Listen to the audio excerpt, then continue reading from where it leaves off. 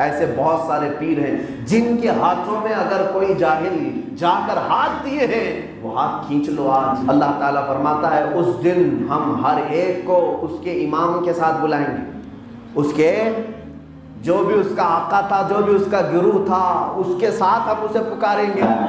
الحمدللہ جب میں نے یہ آیت پڑھی تھی، 15ویں پارے کی آیت ہے، اس دن جھوم اٹھے۔ قیامت کے دن اگر ہمیں پکارا جائے گا تو حضور تاج الشریعہ کے ساتھ پکارا جائے گا، ماریرہ مطہرہ کے بزرگوں کے ساتھ پکارا جائے گا، کچوچا مقدسہ کے بزرگوں کے ساتھ پکارا جائے گا، غوث اعظم کے سلسلے کے مشائخ کے ساتھ ہمیں پکارا جائے گا۔ اس لیے کہ یا رسول اللہ، یا حبیب اللہ۔ اللہ عز و جل نے قرآن عظیم میں اس آخری امت کی تعریف میں یوں ارشاد فرمایا کہ تم سب سے بہترین امت ہو، خیر امت ہو، تمام انسانوں میں تم سب سے بہترین امت ہو۔ وجہ کیا ہے؟ کس وجہ سے بہترین امت ہے؟ اس امت کی 3 عادتیں ایسی ہیں جس کی وجہ سے اللہ نے بہترین امت فرمایا۔ وہ 3 عادتیں کیا ہیں؟ تأمرون بالمعروف، تم بھلائی کا حکم دیتے ہو، وتنہون عن المنکر، اور برائیوں سے روکتے ہو، وتؤمنون باللہ، اور اللہ پر بغیر دیکھے ایمان لاتے ہو۔ یہ 3 چیزیں تمہارے خصلت میں ہیں، تمہاری صفات ہیں، جس کی وجہ سے تم خیر امت ہو۔ یاد رکھو میرے عزیزو، اس امت میں رہنے والے ہر فرد کی یہ ذمہ داری ہے وہ ان 3 چیزوں پر پوری زندگی عمل کرتا رہے۔ بھلائی کا حکم دینا، اچھائیوں کی دعوت دینا صرف علماء کا کام نہیں ہے، صرف مبلغین کا کام نہیں ہے۔ برائیوں سے روکنا صرف علماء مبلغین کا کام نہیں ہے، بلکہ ہر فرد مسلم کا کام ہے۔ جہاں تک ہو سکے آپ سے آپ خیر کی دعوت دیتے رہیں، اور جب آپ کو لگے کہ یہ برا ہو رہا ہے تو اس کے خلاف آواز اٹھانا ہر مسلمان کی ذمہ داری ہے۔ اسی کو خیر امت کہا گیا ہے، لیکن یہ چیز آج ہم سے چھین لی گئی ہے۔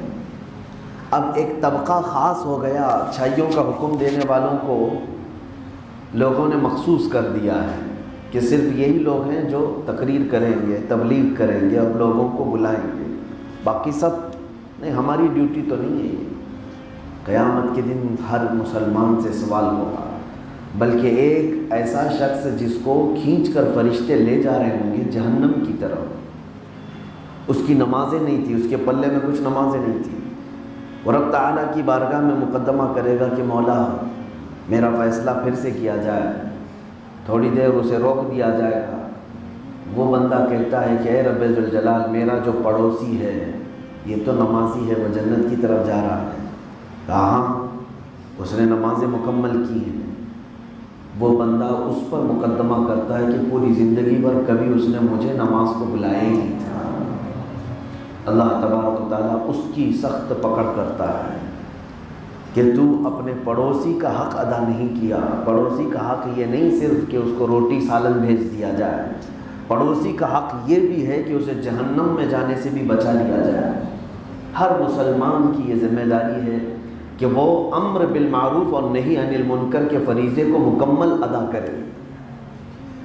آج اس چیز میں ہماری کمی شدت سے محسوس ہو رہی ہے۔ آپ برائیاں اپنے سامنے ہوتے ہوئے دیکھ رہے ہیں اور مزے لے کر کے چل پڑے ہیں۔ کہیں دیکھیں کوئی نوجوان گالیاں دے رہا ہے تو لوگ تماشا دیکھنے کے لیے جمع ہو جاتے ہیں۔ کیا یہ خیر امت کا لقب ہے آپ کے ساتھ؟ کیا خیر امت کی عادت ہے؟ ہونا یہ چاہیے کہ سارے غیور لوگ اس کی زبان کو روک دیں، اسے منع کریں کہ تو امت مصطفیٰ صلی اللہ علیہ وسلم ہے، تیرا کام گالی گلوچ نہیں ہے۔ روکنے والوں کی تعداد کم ہو گئی، تماشا دیکھنے والوں کی تعداد بڑھ گئی۔ اور قرآن پاک بھی یوں کہتا ہے بل یرید الانسان لیفجر امامہ، انسانوں میں سے اکثر وہ ہیں جو یہ چاہتے ہیں کہ ان کے سامنے بے حیائی کی جائے، وہ فحش کاموں کو دیکھنے کی تمنا کرتے ہیں، کہیں ایسا نہ ہو کہ ان برے انسانوں میں ہمارا ذکر آ جائے۔ عزیزان گرامی، یہی خصلت تھی سیدنا امام حسین اعظم رضی اللہ تعالیٰ عنہ کو، جو ان کو گھر میں بیٹھنے نہ دی۔ وہ چاہتے رسول کریم صلی اللہ تعالیٰ علیہ وسلم کے سگے نواسے خاندان وہ عالی مرتبہ کہ دنیا کا کوئی خاندان ان کی ہم نوائی کر نہیں سکتا، ان کی مثال بن نہیں سکتا۔ اس عظیم خاندان سے تعلق رکھنے والے اس شہسوار نے اپنے گھر والوں کے ساتھ چاہا ہوتا تو وہ محفوظ مدینے میں رہ لیتے، لیکن انہیں معلوم تھا کہ میں خیر امت میں ہوں، رسول کریم صلی اللہ علیہ وسلم کی اس امت میں ہوں جس امت کی خصلت ہی یہ ہے کہ سامنے اگر برائی ہو رہی ہو تو اس برائی کو روکنے کے لیے آواز اٹھانی ہوگی۔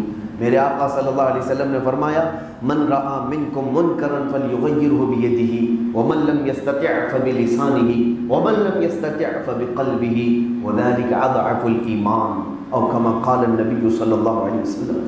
میرے آقا صلی اللہ علیہ وسلم فرماتے ہیں تم میں سے جس نے بھی اپنی آنکھوں کے سامنے برائی ہوتے ہوئے دیکھ لیا اسے چاہیے کہ وہ اپنے ہاتھ سے روکے، اپنے ہاتھ سے روکے، اور اگر اس کی طاقت نہیں ہے ہاتھ سے روکنے کی، اللہ کے حبیب صلی اللہ علیہ وسلم فرماتے ہیں اپنی زبان سے روکے، زبان سے روکے۔ اگر اس کی بھی طاقت نہیں، تیسرا درجہ میرے آقا صلی اللہ علیہ وسلم فرماتے ہیں کہ وہ اپنے دل میں تو برا سمجھ کر وہاں سے چل پڑے، اپنے دل میں اس کام کو برا سمجھے اور وہاں سے اٹھ کھڑا ہو جائے، وَذَلِكَ أَضْعَفُ الْإِيمَانِ۔ میرے آقا صلی اللہ علیہ وسلم فرماتے ہیں یہ دل میں برا جاننا بھی ایمان کا سب سے آخری حصہ ہے، سب سے کمزور حصہ ہے۔ جس کے پاس اعلیٰ ایمان ہوگا وہ اپنے ہاتھوں سے روکے گا، یہ حکام کا کام ہے، اور جس کے پاس زبان کی قوت ہوگی وہ زبان سے روکے گا، اور جس کے پاس ان دونوں چیزوں کی طاقت نہیں وہ دل میں تو برا سمجھے گا، اور اگر دل میں بھی برا نہیں سمجھتا کہ سمجھ لو کہ اس کا ایمان ہی جا چکا ہے، اسے برائیاں اچھی لگتی ہیں اور نیکیاں خراب لگتی ہیں، تو یہ بڑی علامت ہے کہ اس کے سینے میں بھی ایمان ہی نہیں رہا۔ اس لیے کہ شیطان جب گھر کر جاتا ہے دل کے اندر تو اسے بے حیائیاں اچھی لگنے لگتی ہیں اور نیکیاں خراب لگنے لگتی ہیں، یہ بے ایمان ہونے کی علامتوں میں سے ہے۔ عزیزان گرامی وقار، آج کئی لوگوں نے مجھ سے یہ بات بھی کہی، بہت سارے وقت کی ضرورت ایسی ہوتی ہے، مصلحتیں ایسی ہوتی ہیں، جیسے علماء کے ایک بڑے طبقے نے آج جو ڈھیل پیدا کی ہے امت میں، مصلحت کے نام پر، حکمت کے نام پر، میں اس کا مخالف ہوں۔ خاص طور پر ابھی کے ماحول میں آپ نے دیکھا ہوگا کہ کئی فتوے ایسے آتے رہے، حکومت نے ابھی ایک اعلان کیا، 4 فتوے مولانا کے آ گئے الگ الگ، کہ ہم ڈھیل دیتے نا، ہم سہولت دیتے ہیں۔ یہ شریعت میں جو راستے نکالے گئے، آج جانتے ہیں آپ کتنا بڑا اس کا نقصان ہو گیا کہ آج لوگوں کے دلوں سے جمعہ کی قدر بھی ختم ہو گئی، اہمیت بھی ختم ہو گئی۔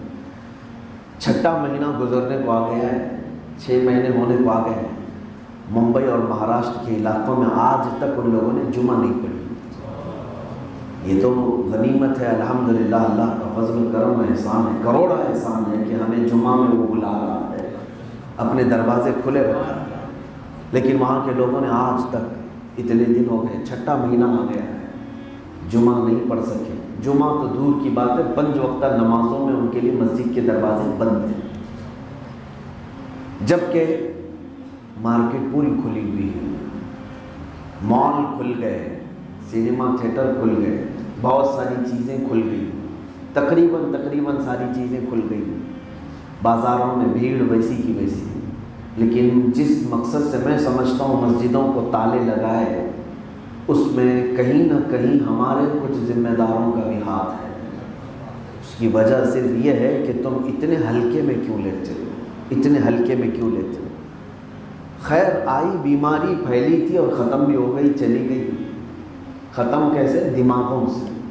فیلڈ میں ابھی بھی موجود ہے، پہلے 100-200 کی تعداد میں تھے، اب لاکھوں کی تعداد میں ہو گئے، ریکارڈ تو یہی بتا رہے ہیں۔ لیکن اس کے ساتھ جو طبیعت پر اثر پڑا ہے وہ میں بتانا چاہتا ہوں کہ کسی بھی بندے کو آپ 6 مہینے کتوں کے ساتھ باندھ دیں، میرا تجربہ یہ کہتا ہے، میرا مشاہدہ یہ کہتا ہے، جو کتابوں میں ہم نے پڑھا ہے کچھ لوگوں کے ریسرچ پر، کہ اس کے اندر کتوں کی عادتیں آنے لگ جائیں گی، کہ ہو سکتا ہے وہ کثرت سے، یعنی کوئی اور اس کو ملتا ہی نہیں، صرف وہ انہی جانوروں کے ساتھ رہتا ہے، تو جانوروں کی خصلتیں اس کے اندر آنے لگ جائیں۔ پھر اس کے لیے جس طرح کتا پیشاب کرتا ہے، اس کو پیشاب کرنے میں شرم و حیا نہیں آتی، کیونکہ اسے سیم ٹو سیم لگنے لگتی ہے چیزیں۔ اگر کسی کو اتنے دنوں تک کسی چیز سے دور رکھا جائے تو وہ بھول بھی جاتا ہے اپنی پرانی چیزوں۔ آج یہی چیزیں کچھ ایسی ہو گئی ہیں کچھ علاقوں میں، اب ہلکا پن بھی آ گیا، حکومت کی طرف سے چھوٹ دی گئی، لیکن لوگ مسجد میں آنا ہی نہیں چاہ رہے ہیں۔ یہ بھی چیزیں ہو گئی، کیوں؟ جو خصلتیں تھیں ان کے اندر سے وہ ختم کر دی گئی، نکال دی گئی۔ میں خود اپنے تجربے کی بات بتاؤں، چھوٹے جب تھے کھیلنے کا شوق ہوتا تھا۔ جب ہمارا پہلا سال تھا، ہماری عمر کم تھی، 12-13 سال کی عمر میں کھیلنے کے شوق تو ہوتے، لیکن ایک ایسی جگہ پر ہم کو رکھا گیا تھا جہاں کھیلنے کا کوئی میدان ہی نہیں تھا، اور پابندی ایسی تھی کہ ہم دروازے سے باہر بھی نہیں جا سکتے تھے، پورے 24 گھنٹے اسی 4 دیواری کے اندر ہم کو رہنا تھا، نمازوں کے لیے نکلتے پھر آ جاتے۔ اس طرح 1 سال گزر گیا ہمارا پہلا سال، اس سے پہلے ساری چیزیں تفریح سب کچھ ہوتی تھی، 1 سال اس طرح سے گزرا، دوسرا تیسرا سال بھی اسی طرح سے گزر گئے، عادت سی ہو گئی تھی۔ پھر اس کے بعد ایک کھلی جگہ پر ہم کو لے کر کے گئے، پڑھائی کے زمانے میں بتا رہا ہوں، کھلی جگہ پر، وہاں کھیلنے کے سامان بھی تھے، لیکن مجھے یاد ہے کہ اس کے بعد کبھی آج تک کھیلنے کا من ہی نہیں، طبیعت ہی نہیں مانی، سب کچھ تھا، کھیلنے کا سامان تھا، میدان کھلا تھا۔ اس سے میں نے یہ سمجھا کہ جب کسی انسان کے اندر سے وہ خواہشیں ختم کر دی جائیں تو پھر دوبارہ اس کی طرف اس کی طبیعت بھی نہیں جاتی، طبیعت بھی نہیں جاتی۔ اسی طرح سے کچھ لوگوں کو نمازوں سے روک کر کے عادت یہ ڈالی جا رہی ہے، یہ سوچا جا رہا ہے کہ اس طرح کی عادت ڈالی جائے کہ بعد میں ان کے لیے کھول بھی دیا جائے تو یہ اپنی مرضی سے آ نہ سکے۔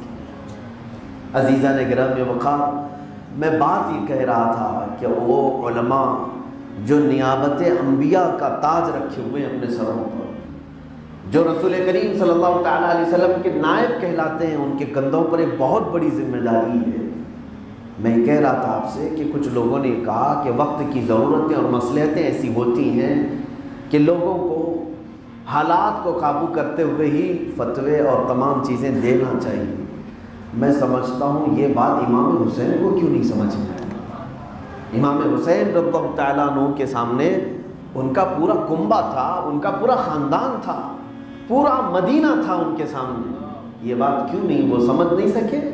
کیا تمہارے ذہن میں یہ بات آتی ہے کہ امام حسین نہیں سمجھ سکے ہوں گے؟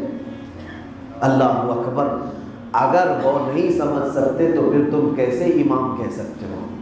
سید الشہداء امام علی مقام رضی اللہ تعالیٰ عنہ کا مقام یہ ہے، انہوں نے اپنے بعد آنے والے سارے علماء کو، سارے مبلغین کو، جو بھی دین کی دعوت کے لیے کھڑے ہیں، ان کو یہ مزاج دیا ہے کہ مصلحت، ضرورت، وقت کے تقاضے اس وقت تک ہوں گے جب تک آپس کے معاملات ہو سکتے ہیں، ذاتی معاملات، لیکن جہاں شریعت مصطفیٰ پر کوئی بات آئے، کوئی مصلحت اور کوئی حکمت کام نہیں آتی، کوئی مصلحت اور کوئی سمجھوتے کام نہیں آتے۔ امام علی مقام رضی اللہ تعالیٰ عنہ کا مدینہ طیبہ سے کتنا لگاؤ تھا، جانتے ہیں کتنا لگاؤ تھا؟ وہ شہر رسول جہاں پر آپ نے میرے آقا صلی اللہ علیہ وسلم کے کندھوں کی سواری کی، حضور اکرم صلی اللہ تعالیٰ علیہ وسلم اپنے ہاتھوں سے انہیں وہاں کھلائے، اس مدینہ طیبہ کو چھوڑنے کے لیے کہا جا رہا تھا ایک ہی رات میں ہوگی، ٹائم بھی نہیں دیا گیا، ایک رات میں ان سے کہا گیا کہ آپ کل کی صبح تک مدینے سے نکل سکتے ہیں تو نکل جائیں۔ آپ نے اس چیز کو قبول کر لیا کہ اگر میری وجہ سے شہر رسول میں خون خرابی ہو سکتی ہے تو میں شہر سے باہر جاتا ہوں۔ آپ چل پڑے، اپنے خاندان کو لے کر کے نکلے، مکہ مکرمہ اور پھر کوفہ آئے۔ کوفہ آنے کے راستے میں آپ کو روکا گیا تھا، اور یہ جو جنگ ہوئی کربلا کی، یہ اتفاقی جنگ نہیں ہے۔ یہاں کچھ ظالموں کی بھی میں مذمت کرنا چاہوں گا جو یزید کی ذریت میں سے ہیں یا اس کے ہم نوا ہیں، آج بھی ہیں خارجی۔ یہ اور بات ہے کہ وہ چھپ کر کے بات کرتے ہیں۔ یزید کا نام آج کھل کر کے نہیں لیتے لیکن چھپ کر کے کہتے ہیں۔ ایک بیچارہ ہندوستان میں ڈاکٹر تھا، ڈاکٹر نائک، یزید کو اس نے رضی اللہ عنہ کہا اور پھر اس پر ہندوستان کی سرحدیں ہی بند ہو گئی۔ خیر، اس کے ہم نوا، اس کے ہم خیال کچھ وہ لوگ ہیں جو یزید کو یہ کہتے ہیں کہ وہ حق پر تھا، امام حسین نے بغاوت کی تھی۔ امام حسین بغاوت کر کے نکلے تھے۔ ظالموں، تم نے کبھی ہسٹری نہیں پڑھی؟ بغاوت کس کو کہتے ہیں؟ عادل و منصف خلیفہ رسول اگر کوئی ہے، اس کے خلاف اگر کوئی آواز اٹھاتا ہے تو وہ باغی کہلاتا ہے۔ حق خلیفہ کے خلاف اگر کوئی آواز اٹھائے، وہ بھی اس کو اتارنے کے لیے اگر کوئی آواز اٹھائے، وہ بغاوت ہے۔ امام حسین رضی اللہ تعالیٰ عنہ کسی بھی عادل اور منصف خلیفہ کے خلاف نہیں کھڑے تھے، وہ تو ایک فاسق و فاجر کے خلاف آئے تھے۔ سید الشہداء امام حسین رضی اللہ تعالیٰ عنہ کا ایک مزاج میں آپ کو بتا دوں، آج تک 14 صدیاں گزر گئیں، ان کا دیا ہوا نظام اب بھی باقی ہے، اب بھی باقی ہے۔ یہ اور بات ہے کہ محسوس نہیں کرتے، لوگ محسوس نہیں کرتے۔ آج آپ اپنی نمازوں کا امام کس کو رکھتے ہیں؟ جانچتے ہیں، پرکھتے ہیں۔ امام کے لیے تو اتنے سارے اصول ہیں، اللہ اکبر۔ ہر محلے کے لوگ اپنے امام کو امام اعظم کی طرح ہی دیکھنا چاہتے ہیں۔ اکثر کے خیالات ایسے، حافظ ہو، قاری ہو، عالم ہو، مفتی ہو، سارے کام اس کے اندر ہو۔ اور تو اور ہمارے ہاں تو حالات اب ایسے بھی ہیں کہ اس کے کپڑے کیسے، اس کا امامہ کیسا، اس کے بال کیسے، وہ یہ بھی دیکھا جاتا ہے کہ امام ہے وہ ہمارے مصلی کا۔ پھر یہ ہے کہ علی الاعلان کوئی گناہ نہ کرتا ہو، یہ تو شریعت نے بھی کہا ہے۔ فاسق ہو، فاجر ہو، گناہ کرتا ہو، ایسے کو ہم مصلی پر آگے نہیں بڑھاتے۔ ارے زبان میں تتلاہٹ ہو تو اسے آگے نہیں بڑھاتے، داڑھی اگر صحیح نہیں ہے تو اسے آگے نہیں بڑھاتے، گناہوں کے متعلق اس کی باتیں مشہور ہو گئی ہیں، اسے آگے نہیں بڑھاتے۔ کیوں میاں مصلی پر کیوں نہیں بڑھاتے؟ آپ خود بھی تو اسی طرح کے کام کر رہے ہیں۔ مجمع سب اکثر ایسا ہے کہ خود تو گناہوں میں ہوں گے لیکن امام کو ایسا نہیں دیکھنا چاہیے۔ آپ سے اگر پوچھا جائے، آپ کی خود کی داڑھی نہیں ہے لیکن امام کے لیے آپ کہتے ہیں کہ نہیں داڑھی والا چاہیے۔ آپ کا لباس خود صحیح نہیں ہوتا لیکن امام کے لباس کے بارے میں آپ کہتے ہیں نہیں اس کا تو اچھا ہونا چاہیے۔ یہ مزاج امام حسین نے دیا۔ کیوں جانتے ہیں میرے عزیزوں؟ اس ایک دن سیدنا امام علی مقام چاہتے اور یزید کو کہہ دیتے کہ تو میرا امام ہے، میں تیری بیعت کر لیتا ہوں، تجھے خلیفہ مان لیتا ہوں، تو بدلے میں جانتے ہیں کیا کیا ملنے والا تھا؟ پورا خاندان بھی سیف رہتا، پورا خاندان بھی محفوظ، پلس اس پر ہر مہینے وظیفہ دینے کی بھی بات تھی۔ اس کے اوپر یہ بھی کہ ایک علاقے کی حکومت امام حسین کو سونپنے والا تھا، گورنر بنایا جانے والا تھا، کسی ایک علاقے کا آپ کو گورنر بنا کر کے رکھتا تھا۔ تین فائدے تھے وہاں پر، اولاد بچ جاتے، ہر مہینے وظیفہ ملتا، کسی علاقے کی گورنری بھی مل جاتی، لیکن تینوں چیزوں کو اس امام نے ٹھکرا دیا۔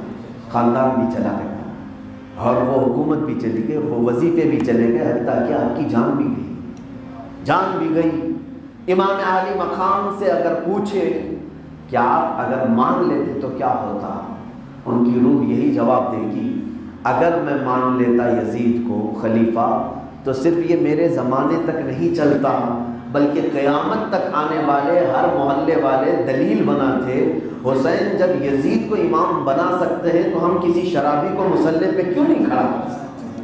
اب ہمارے مصلوں پر شرابی بھی کھڑے ہو سکتے تھے، چور بھی کھڑے ہو سکتے تھے، زانی بھی اور سود خور بھی آ جاتے تھے، کیونکہ سب کے پاس یہ دلیل ہوتی۔ نواسۂ رسول جب یزید جیسے فاسق و فاجر کو خلیفہ مان سکتے ہیں، ہم اپنی مسجد کا امام کیوں نہیں مانیں گے؟ میرے عزیزو، یہ حسین اعظم کا 1400 سال پہلے دیا ہوا نظام ہے جو آج تک چل رہا ہے۔ امام علی مقام تمہاری تربت پر کروڑوں سلام کہ آج معاشرے میں مجمع میں گرا ہوا بھی آدمی کیوں نہ ہو لیکن وہ اپنے امام کے لیے وہی فلسفہ رکھتا ہے جو حسین نے کربلا میں رکھا۔ آج صرف اتنا ہی نہیں میرے عزیزو، یہاں چل کر کے اب میں ایک چیز کی اصلاح بھی کرنا چاہوں گا۔ حسین اعظم رضی اللہ تعالیٰ عنہ کے اس منظر کو دیکھ کر کے یہ بات ذہن میں ہے سب کے. آپ امام کسی کو فاسق و فاجر نہیں رکھتے, سب کے اندر عقل ہے, فاسق و فاجر کو امام نہیں بنا. ایک جگہ چوک ہو رہی ہے, حسینی ہو کر کے بھی ہم حسین اعظم کے ایک مشن کے خلاف جا رہے ہیں. بعض لوگوں کے, سب کی بات نہیں کرتا. وہ کیا مشن ہے سوچو میرے عزیزوں. سیدنا امام علی مقام رضی اللہ تعالیٰ عنہ, امام حسین سید الشہداء, سب ان سے محبت کرتے ہیں, ان کے مشن پر چلتے ہیں. سب کو معلوم ہے کہ انہوں نے یزید کے ہاتھ میں ہاتھ, سر داد نہ داد دست در دست یزید. غریب نواز نے فرمایا, منسوب ہے ان کی طرف یہ شعر, سر داد نہ داد دست در دست یزید, حقا کے بنائے لا الہ است حسین. سر دے دیا لیکن ہاتھ نہیں دیا, سر دے دیا لیکن ہاتھ نہیں دیا. حق تو یہ ہے کہ لا الہ کی جڑ کا نام حسین ہے. اب سنو, کون سا وہ کام ہے جو آپ حسین اعظم رضی اللہ تعالیٰ عنہ کے مشن کے خلاف جا رہے ہیں؟ ایک جگہ میں آبزرو کر رہا ہوں, محسوس کر رہا ہوں, سیدنا امام علی مقام نے خلافت کو تسلیم نہیں کیا, یزید کے بیعت نہیں کی. لیکن میرے عزیزو, آج بہت سارے ایسے لوگ ہیں جو جھوٹے پیروں کے ہاتھ میں ہاتھ دے دیتے ہیں. ایسے پیر بھی ہیں جو نماز نہیں پڑھتے اور نماز کے خلاف ہیں, ان کے ہاتھوں میں ہاتھ دیتے ہو. میں کہتا ہوں تم حسینی نہیں ہو, یزیدی ہو. میں کھل کر کے کہتا ہوں, اگر حسینی کردار ہو تو اپنے پیر کو پرکھ کر کے دیکھو گے کہ میرے حسین کی طرح دکھتا بھی ہے کہ نہیں. شریعت کے متعلق کتنا یہ سخت ہے, پہلے یہ جانچ لیتے تھے. لوگوں کے لیے جب پیری مریدی کی بات کرتے ہیں تو کہتے ہیں نہیں یہ مولانا لوگوں کو چھوڑو, یہ طریقت ہے, وہ شریعت ہے. امام حسین کیا بچانے کے لیے کربلا میں گئے تھے؟ طریقت بھی بچایا ہے, شریعت بھی بچایا ہے. جو حسین اعظم شریعت بچانے کے لیے اپنی گردن دے چکے ہوں اور تم آج ان کے اس مشن کے ساتھ کھلواڑ کرتے ہو. میں ان سب سے تنبیہ کرتا ہوں کہ اپنا پیر ڈھونڈو تو ایسا جو شریعت مصطفیٰ پر مکمل عمل کرتا ہو, انکار نہ کرتا ہوں. کئی ایسے ممبئی کی سرزمین پر میں نے ایک پیر کو ایسا بھی دیکھا جو اپنے مرید کو یہ تلقین کر رہا ہے کہ تو مولانا لوگوں کے پاس مت جا, میں تجھے کلمے کی حقیقت بتاتا ہوں. تجھے معلوم ہے کلمے کی حقیقت؟ وہ بندہ میرے سامنے آ کر کے کہتا ہے کہ پیر ہمارا ایسا کہتا ہے کہ خدا ایک نہیں 8 ہے. معاذ اللہ. نے کہا وہ شیطان ہے, وہ زندیق ہے, تم اس کے پاس کیسے چلے جاتے؟ اتنا کہنے کے بعد بھی وہ چیلنج کرتا ہے کہ میں ثابت کر کے دکھاؤں گا کہ کلمے میں 8 خدا ہیں, 8 محمد ہیں. معاذ اللہ رب العالمین. کھلا شرک ہے میرے عزیز, شرک ہے. کیا ہم 2 خدا کو ماننے والے ہیں؟ ہم تو اپنے نبی صلی اللہ علیہ وسلم کو خدا نہیں تسلیم کرتے. اللہ کے علاوہ کوئی نہیں. ہمارا عقیدہ ہے لم یلد ولم یولد, نہ اس سے کوئی پیدا ہوا نہ وہ کسی سے پیدا ہوا ہے, اس کا کوئی شریک نہیں. ہم تو اپنے بچوں کو یہ کہتے ہیں لا الہ الا اللہ, اللہ کے سوا کوئی نہیں. وہ پیر بھی موجود ہیں تو تم کیا کہتے ہو؟ ارے اگر کوئی ہندو کہتا تو بات ہمارے لیے کوئی تعجب کی نہیں تھی. وہ کروڑ کی بات بھی کرے تو کیا تعجب کی بات ہے؟ ان کا اپنا عقیدہ ہے, ان کا اپنا دھرم ہے. لیکن یہاں ٹوپی پہننے والا, جبہ پہننے والا, داڑھی رکھنے والا اور اسلام کے نام پر مرید بنا کر کے یہ کہے خدا ایک نہیں 8 ہے, میں ثابت کر کے دکھاتا ہوں. ایسے لوگوں کو جوتیاں نہ مارو تو کیا ہو؟ ترک کر دو ان سے تعلقات. اگر حسین اعظم رضی اللہ تعالیٰ عنہ سے تھوڑی سی بھی محبت رکھتے ہو تو معیار کیا ہونا چاہیے, کیسوٹی کیا ہونی چاہیے؟ میرے عزیز آپ کو میں بتاتا ہوں, تمہارا جسم ہے اور تمہاری روح ہے, دونوں چیزیں تمہارے اندر ہیں. جسم بھی ہے, روح بھی ہے. جسم جب بیمار ہوتا ہے تو کس کے پاس جاتے ہو؟ ڈاکٹر کے پاس. پیٹ میں اندر درد ہے, ڈاکٹر کو دکھایا. آنکھ میں تکلیف ہے, ڈاکٹر کو دکھایا. دماغ میں کچھ ہو رہا ہے تو بھی ڈاکٹر کو دکھایا. لیکن میں جانتا ہوں ہمارا معاشرہ ڈاکٹر بھی ڈھونڈتا ہے تو اچھی ڈگری والا ہی ڈھونڈتا ہے کہ اچھی صحت مل سکے, طبیعت اچھی ہو. پیسے جاتے ہیں تو جائے, اچھی صحت تو آ جائے. تم اپنے جسم کے لیے جب ڈاکٹر ڈھونڈتے ہو, اچھا ڈاکٹر, اچھی ڈگری والا ڈھونڈتے ہو, کیوں کسان کے پاس نہیں چلے جاتے؟ وہ تمہیں پھاوڑا کھدانی لے کر کے علاج کر دیتا نا. کیوں نہیں جاتے؟ تمہیں معلوم ہے میں جاؤں گا تو یہ پیٹ کو پھاوڑے سے پھاڑ بھی سکتا ہے, معلوم ہے. اگر میں سر کے اندر آپریشن کرنے کے لیے کہہ دوں تو پتہ نہیں میرے سر کا یہ کیا بنا دے۔ کسان کی وہ فیلڈ نہیں۔ آپ ڈاکٹر کے پاس جاتے ہیں، وہ بھی اچھی ڈگری والے ڈاکٹر کے پاس، جعلی اور جھوٹا ڈاکٹر اگر معلوم ہو گیا تو لوگ اس کے پاس نہیں جائیں گے۔ یہ سب جانتے ہیں جب جسم کی بیماری کے لیے اچھا ڈاکٹر تلاش کرتے ہو تو روح کی بیماری کے لیے اچھا پیر بھی ڈھونڈو۔ یہی امام حسین کا درس ہے ہمارے لیے۔ امام عالی مقام رضی اللہ تعالیٰ عنہ نے ہر آنے والے کو یہ سبق دیا، ہاتھ اس کے ہاتھ میں دینا جس کی شریعت پر عمل کو تم دیکھ سکو۔ اس لیے کہ امام حسین نے یزید کے ہاتھ میں جو ہاتھ نہیں دیا، اس لیے نہیں کہ وہ کافر تھا، مشرک تھا، وہ بھی کلمہ پڑھتا تھا، کلمہ پڑھتا تھا، اس کے ہاں اذانیں ہوتی تھی، نمازیں ہوتی تھی، اسلام کے نام پر حکومت قائم تھی، وہ حضرت امیر معاویہ رضی اللہ تعالیٰ عنہ کا بیٹا تھا۔ لیکن یہ اور بات ہے کہ بگڑا ہوا تھا۔ اب اندازہ کرو امام حسین رضی اللہ تعالیٰ عنہ صرف فاسق و فاجر کے ہاتھ میں ہاتھ نہیں دیا، گنہگار کے ہاتھ میں ہاتھ نہیں دیا، یہاں لوگ کافروں کے ہاتھ میں ہاتھ دینے کو تیار، جن کا عقیدہ ہی ختم ہو چکا ہے، خدا کو دو یا دو سے زیادہ بتا کر کے۔ ایک ایسا بھی پیر مجھے سننے کو ملا جو یہ کہتا ہے کہ نمازوں کے لیے کاہے کے لیے جاتے ہو مسجدوں میں؟ جماعت میں اگر جاتے ہو تو تم اللہ کو سجدہ نہیں کرتے، وہ ایک دوسرے کی پیٹھ کے پیچھے والے مقام کو سجدہ کرتے۔ اس طرح سے استہزاء کرنا، نماز کا مذاق کرنا کفر ہے۔ جو بھی پیر اس طرح سے نماز کا مذاق اڑایا وہ کافر ہو گیا، خارج اسلام ہو گیا۔ ایسی کی محفلوں سے توبہ کر کے اٹھ جاؤ ورنہ تمہاری آخرت خراب ہو جائے۔ یہ صرف اور صرف ٹوپی لگا کر کے رہنے سے تمہارا نام اسلام میں نہیں رہے گا۔ یہ تمام چیزوں کو محسوس کرو میرے عزیزوں۔ وہ زمانہ تھا جب یزید تخت پر بیٹھ کر کے جنگ کر کے زبردستی اپنا مرید بنانا چاہ رہا تھا، لیکن آج یہ جھوٹوں کی ایسی مجال نہیں ہے کہ یہ تخت پر بیٹھ کر کے زبردستی بنائیں۔ یہ محلوں میں گھس جاتے ہیں، ہمارے معاشروں میں داخل ہوتے ہیں اور کسی نہ کسی راستے سے آ کر کے تمہارے ایمان کو تباہ و برباد کرتے ہیں۔ ان کو پہچانو۔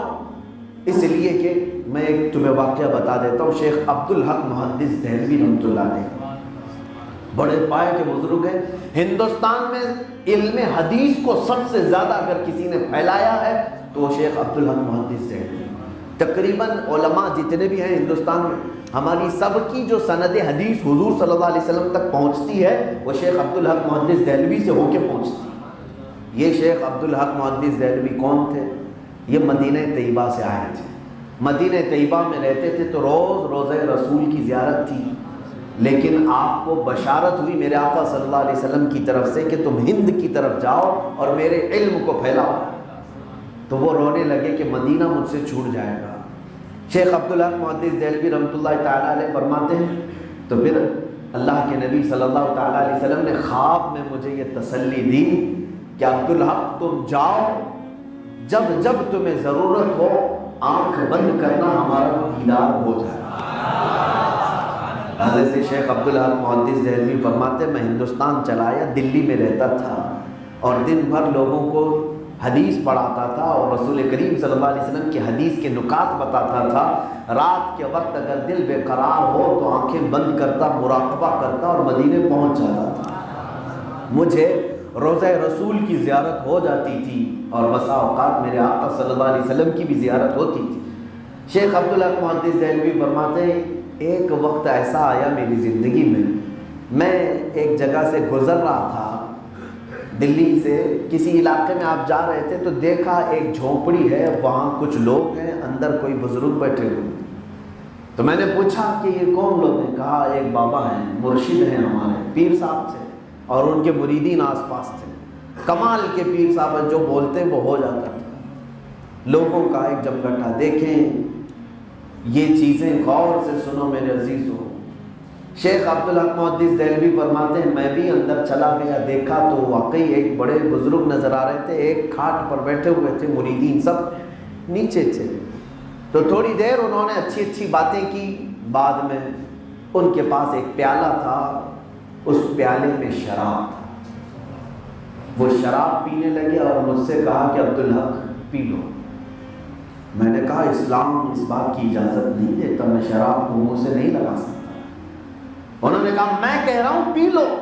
اپنے مریدین کو بھی مست کیا ہوا تھا پیر۔ تو اس کے بعد شیخ عبدالحق محدث دہلوی پیچھے ہٹ گئے، کہا شراب کی بات تو نہیں ہو سکتی۔ جانتے ہیں اس پیر نے کیا کہا؟ شیخ عبدالحق پی لو ورنہ روزانہ رات تم رسول کی جو زیارت کرتے ہو وہ میں بند کرا دوں گا۔ یہ بات اس کو کیسے پتہ چلی؟ یہ صرف راز تھا شیخ عبدالحق محدث دہلوی کا، یہ راز کیسے پتہ چلا؟ اب تو ظاہر سی بات ہے شیخ صاحب رحمۃ اللہ علیہ کو پی لینا چاہیے تھا کہ میرے دل کی بات کر گیا، جب میرے علاوہ کوئی جانتا نہیں وہ بات یہ کہہ رہا ہے۔ لیکن وہ کشمکش میں آ گئے، سوچا یہ میرے دل کے حالات جانتا ہے تو پہنچا ہوا آدمی ہوگا، لیکن دیکھ رہا ہوں شراب بھی پی رہا ہے، کیا کروں؟ شریعت کی مانوں کہ پھر میں اپنی عقل کی مانوں؟ کیا کروں؟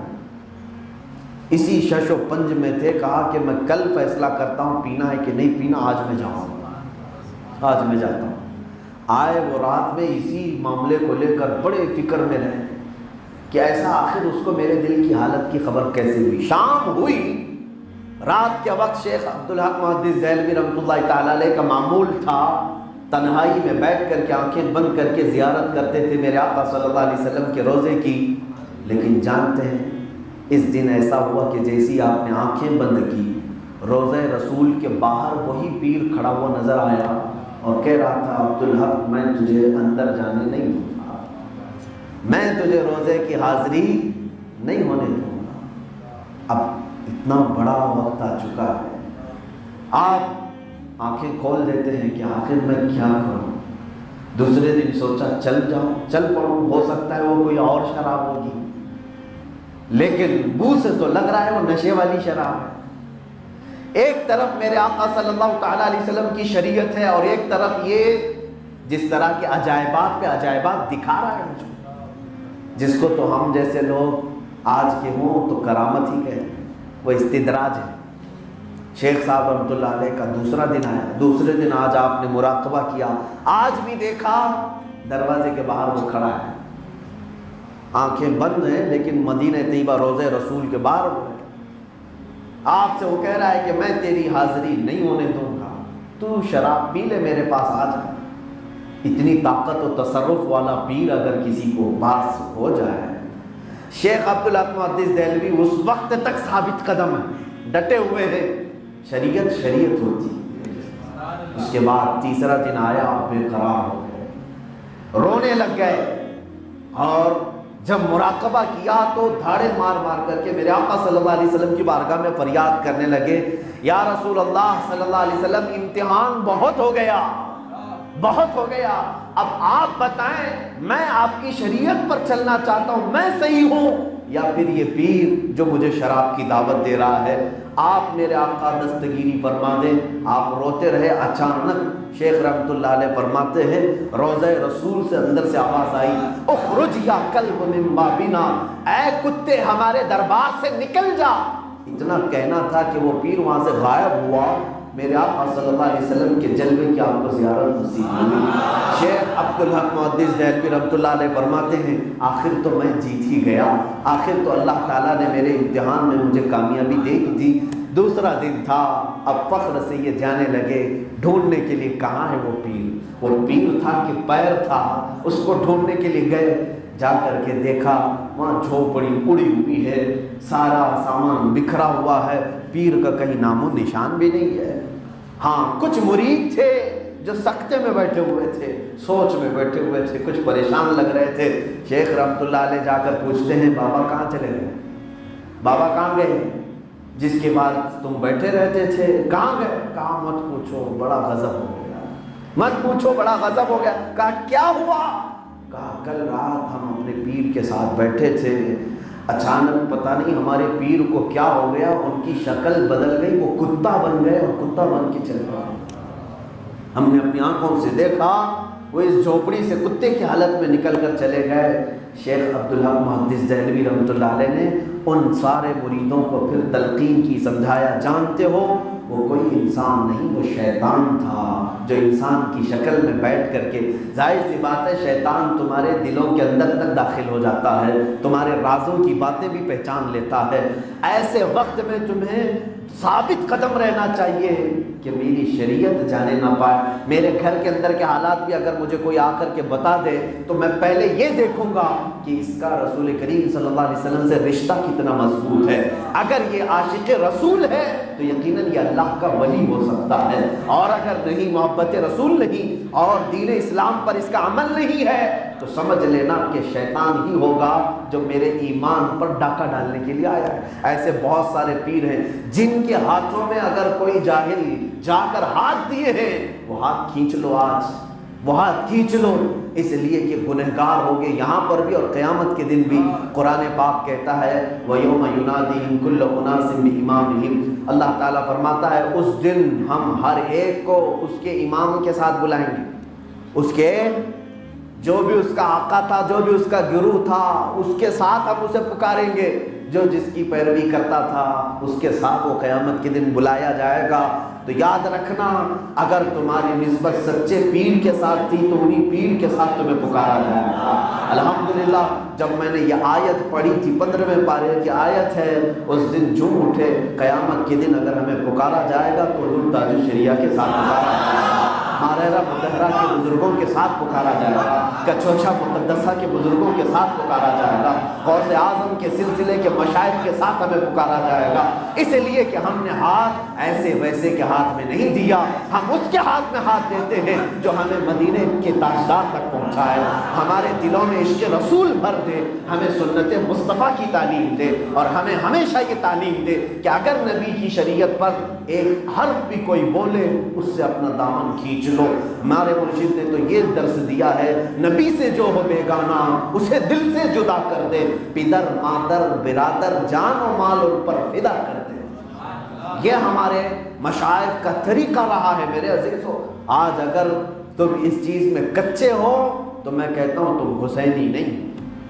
حسین اعظم رضی اللہ تعالیٰ عنہ کا نام لینا چھوڑو، سید الشہداء امام علی مقام رضی اللہ تعالیٰ عنہ، ان کا کربلا کے میدان میں جو استقامت اور ثبات کا مظاہرہ ہم نے دیکھا ہے، اس پر اگر کوئی بندہ قائم رہے تو میں سمجھتا ہوں کہ ہمیں کوئی آج گمراہ کرنے والا ڈھکوسلا پیر اور جعلی کوئی شیطان ہمارے اندر نہیں آئے گا۔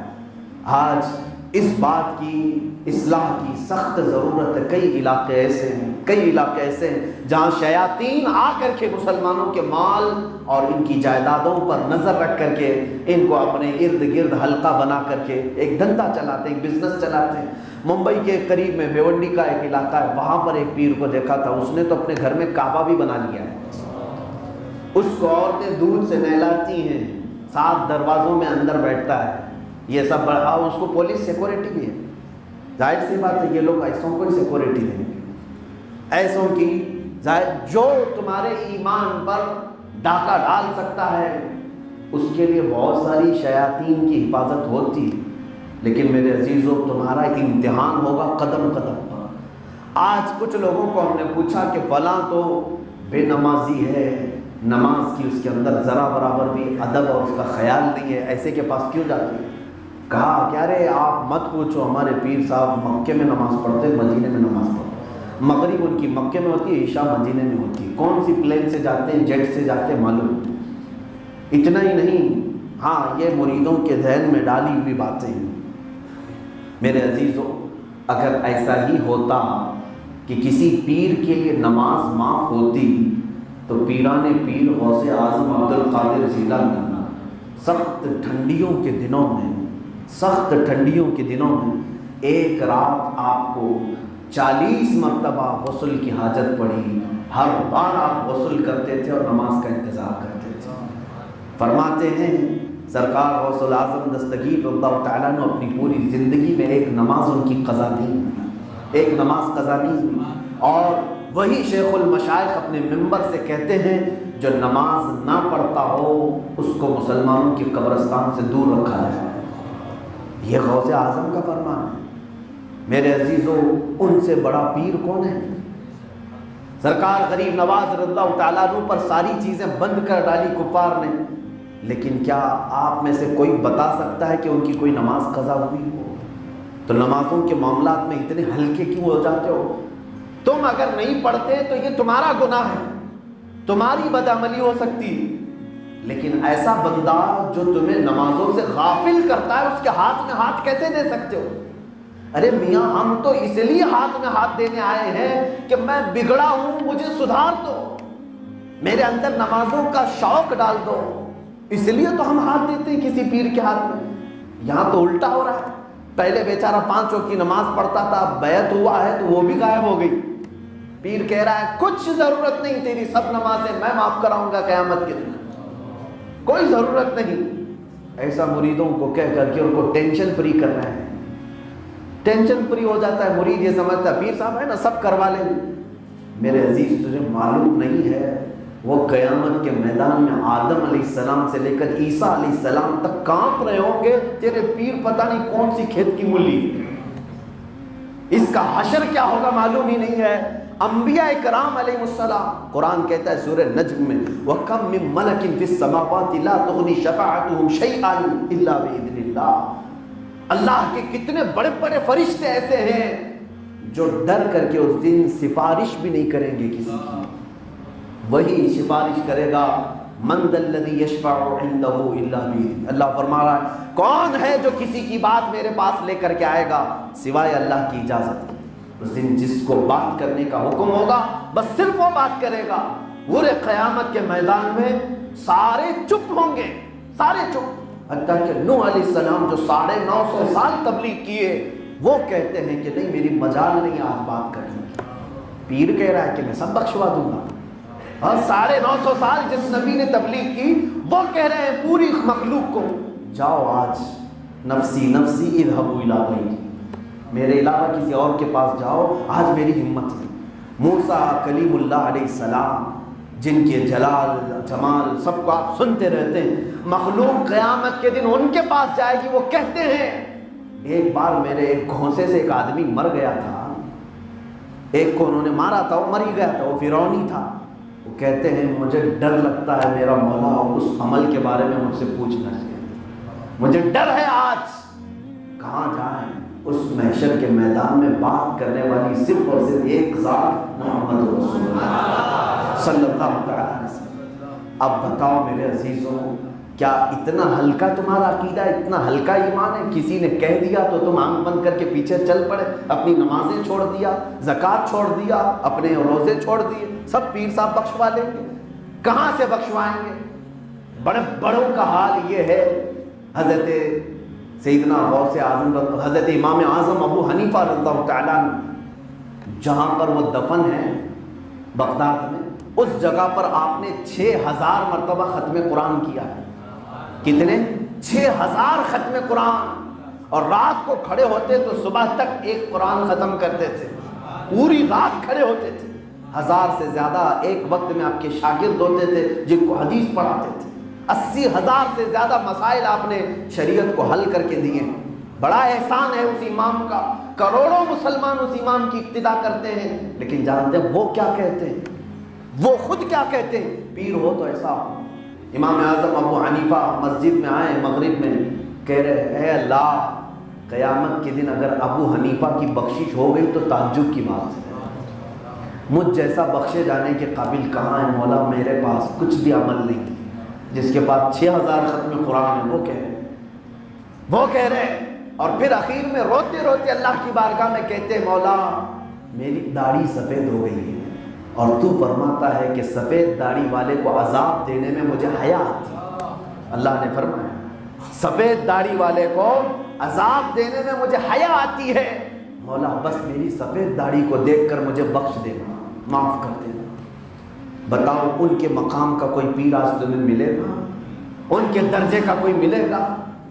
ایک بات سمجھ کر کے چلو، مجھے آج یہ بات اس لیے چھیڑنی پڑی کہ وہ مسلمان ہاتھ کیسے دے سکتا ہے فاسق کے ہاتھ میں جو حسین اعظم سے محبت کرتا ہو، کربلا والوں کا نام لیوا ہو، حسین اعظم کے بچوں کی شہادت پر روتا ہو، غم کرتا ہو، وہ بھلا کسی فاسق و فاجر کے ہاتھ میں ہاتھ کیسے دے سکتا ہے؟ کیسے دے سکتا ہے؟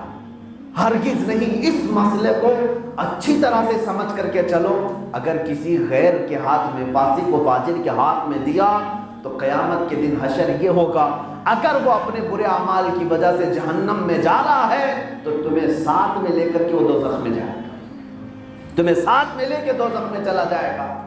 اس چیز کا خیال رکھنا پوری زندگی۔ اب آپ کو کسوٹی میں دے دیتا ہوں، معیار دے دیتا ہوں، کس چیز پر پرکھو گے، کس چیز پر پرکھو گے؟ ظاہر سی بات ہے، مرید کیوں ہوتے ہیں، بیعت کیوں کرتے ہیں، اس کی ایک وجہ ہے۔ اللہ کے نبی صلی اللہ تعالیٰ علیہ وسلم صلح حدیبیہ کے موقع پر ایک درخت کے نیچے بیٹھے اور سارے صحابہ کو جمع کیا، 1400 صحابہ تھے، ان کا ہاتھ اپنے ہاتھ میں لے کر کے ان سے وعدہ لیا کہ تم شریعت پر قائم رہو گے، اسلام کے لیے اپنی جان تک قربان کرو۔ سبوں نے وعدہ کیا۔ صحابہ کے بعد جب حضور صلی اللہ علیہ وسلم کے وصال کے بعد صحابہ کی زندگی آئی، انہوں نے اپنے شاگردوں سے یہ وعدہ لیا، انہوں نے اپنے شاگردوں سے یہ وعدہ لیا، وہ تابعین کہلائے۔ تابعین جو صحابہ کو دیکھیں، انہوں نے اپنے شاگردوں سے یہ وعدہ لیا، ہاتھ میں ہاتھ رکھ کر کے، تبع تابعین سے۔ یہ سلسلہ چلتا چلتا آج تک پہنچا ہے۔ ہمارا پیر بھی وہی ہوتا ہے جس کی سند رسول اللہ تک پہنچی ہوتی ہے، اس کو مشائخ سے اسی طرح خلافت اور اجازت دی جاتی ہے کہ تو سارے لوگوں سے یہ وعدہ لے جس طرح میرے آقا صلی اللہ علیہ وسلم نے اپنے صحابہ سے وعدہ لیا تھا، اور عام لوگوں کو اس کڑی میں باندھ دے، اس زنجیر میں ان کو بھی شامل کر لے۔ یہ سلسلہ کہتے ہیں۔ سلسلہ کا مطلب کیا ہوتا ہے؟ عربی ورڈ ہے سلسلہ، گلے میں پہننے والی جو چین ہوتی ہے، چھوٹی چھوٹی سی گول گول، اس کے اندر جو ہوتی ہے، ایک دوسرے سے لگی ہے، دوسری تیسرے سے، تیسری چوتھے سے، اس کو سلسلہ کہتے ہیں۔ ہم جس سلسلے سے وابستہ ہوتے ہیں، اس کا مطلب یہ ہے میرا ہاتھ میرے پیر کے ہاتھ میں، میرے پیر کا ہاتھ پیران پیر کے ہاتھ میں، ان کا ہاتھ صحابہ کے ہاتھ میں، اور صحابہ کا ہاتھ رسول اللہ کے ہاتھ میں۔ ہم اپنی نسبت ان کے ہاتھوں میں دے کر کے ایک دوسرے سے جڑ جانا چاہتے ہیں، لیکن یاد رکھو جس کا سلسلہ ڈسکنیکٹ ہو گیا ہو عمل کی وجہ سے، بدعملی کی وجہ سے، تو ایسی ہی ہو گیا کہ تم چین میں نہیں آ سکے، تمہارا کنیکشن کہیں اور چلا گیا، چھوٹ گیا کنیکشن۔ اس لیے جو مشہور سلاسل حق آج بھی ہیں، لیکن ایک بات یاد رکھنا کہ ہر مرید کو یہ چاہیے کہ وہ اپنے پیر کے سلسلے کو پرکھ لے کہ میرے سلسلے میں کون مشائخ ہیں، کون بزرگ ہیں جن کی سند رسول اللہ صلی اللہ علیہ وسلم تک پہنچتی ہے۔ عزیزان گرامی وقار، میں آخر میں یہ بات بتا دوں کہ اگر فار ایگزامپل میں ایک بات کہوں کہ آج ہم سلسلہ قادریہ میں داخل ہوتے ہیں تو یوں ہی نہیں ہم نے صرف اپنے پیر کو دیکھا، بہت مشہور ہے، بہت زیادہ لوگ جانتے پہچانتے ہیں، اسی لیے نہیں، بلکہ اس لیے کہ ان کی نسبت رسول اللہ تک پہنچ رہی ہے۔ اللہ کے نبی صلی اللہ علیہ وسلم، سلسلہ قادریہ کی بات کہہ دوں آپ کو، میں اجمالاً کہوں گا، ساری تفاصیل نہیں ذکر کر پاؤں گا۔ حضور اکرم صلی اللہ علیہ وسلم نے اپنا ہاتھ مولا علی کرم اللہ وجہہ الکریم کے ہاتھ میں دیا۔ حضرت علی رضی اللہ تعالیٰ عنہ نے اپنے ہاتھ میں کس کا ہاتھ لیا؟ امام حسین کا ہاتھ لیا۔ امام حسین کا ہاتھ امام زین العابدین کے ہاتھ میں ہے، امام زین العابدین کا ہاتھ امام باقر کے ہاتھ میں ہے، امام باقر کا ہاتھ امام جعفر صادق کے ہاتھ میں ہے، امام جعفر صادق کا ہاتھ امام موسیٰ کاظم کے ہاتھ میں ہے، امام موسیٰ کاظم کا ہاتھ معروف کرخی کے ہاتھ میں ہے، معروف کرخی کا ہاتھ حضرت سری سختی کے ہاتھ میں ہے، سری سختی کا ہاتھ جنید بغدادی کے ہاتھ میں ہے، جنید بغدادی کا ہاتھ حضرت ابو بکر شبلی کے ہاتھ میں ہے، ابو بکر شبلی کا ہاتھ حضرت ابو الفرح طرطوسی کے ہاتھ میں ہے، ان کا ہاتھ ابو سعید مخزومی کے ہاتھ میں ہے، ان کا ہاتھ سیدنا عبد القادر جیلانی کے ہاتھ میں ہے۔ یہ سلسلہ چل رہا ہے۔ سیدنا عبد القادر جیلانی کا ہاتھ ان کے صاحبزادے عبد الرزاق جیلانی کے ہاتھ میں ہے، ان کا ہاتھ ان کے بعد ہوتا ہے ابو نصر، ابو صالح، ابو موسیٰ اور حضرت سیدنا ابراہیم شاہ حقاری کے ہاتھ میں، ان سے ہوتے ہوئے کالپی شریف کے شاہ محمد فضل اللہ کے ہاتھ میں، ان سے ہوتے ہوئے ماریرہ مطہرہ کے شاہ برکت اللہ کے ہاتھ میں، حضرت برکت اللہ کا ہاتھ آل احمد اچھے میاں کے ہاتھ میں، ان کا ہاتھ آل رسول مارہروی کے ہاتھ میں، آل رسول کا ہاتھ امام احمد رضا کے ہاتھ میں، امام احمد رضا کا ہاتھ مفتی اعظم کے ہاتھ میں، مفتی اعظم کا ہاتھ تاج الشریعہ کے ہاتھ میں، اور جو ان سے بیعت ہوا ہے اس کا ہاتھ تاج الشریعہ کے ہاتھ میں ہے۔ اس طرح سے یہ سلسلہ ہے، ہم یہاں ہاتھ دیتے ہیں، سلسلہ پہنچتا ہے مدینہ طیبہ تک۔ اس لیے یاد رکھنا ڈسکنیکٹ ہوئے۔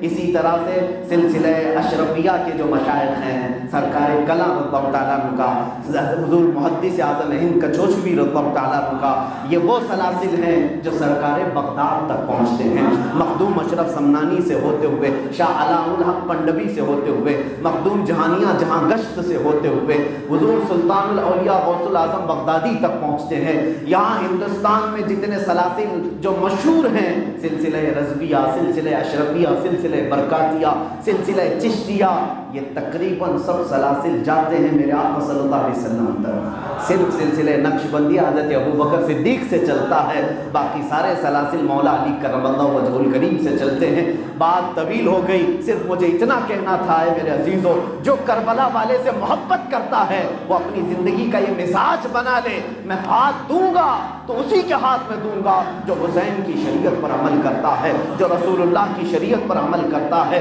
اور ہاتھ اس کے ہاتھ میں ہرگز نہیں دوں گا جو حسین اعظم کے کردار کو سمجھ نہیں سکتا۔ گھر میں بیٹھا ہو، اذان ہو رہی ہو، نمازوں کو نہ خود جاتا ہے نہ مریدوں کو جانے دیتا ہے، میں اس پیر کے ہاتھ میں ہاتھ دوں جو حسین اعظم کا شیدائی ایسا ہو کہ کربلا میں گردن پر تلواریں ہیں لیکن سجدے میں سر ہے، میں اس پیر کے ہاتھ میں ہاتھ دیتا ہوں جو نماز کی اہمیت جانتا ہے۔ یہی کربلا کا مزاج ہے، پیغام ہے میرے عزیزوں۔ امام جب فاسق و فاجر کو نہیں بناتے تو پیر بھی فاسق و فاجر کو نہیں بنائیں گے۔ اعلیٰ حضرت نے یہی فرمایا ہے، کیسے آقاؤں کا بندہ ہوں رضا، بول والے میری سرکاروں مجھے۔ وآخر دعوانا الحمدللہ رب العالمین۔ يا شفيعنا يا محمد صلى الله عليه وسلم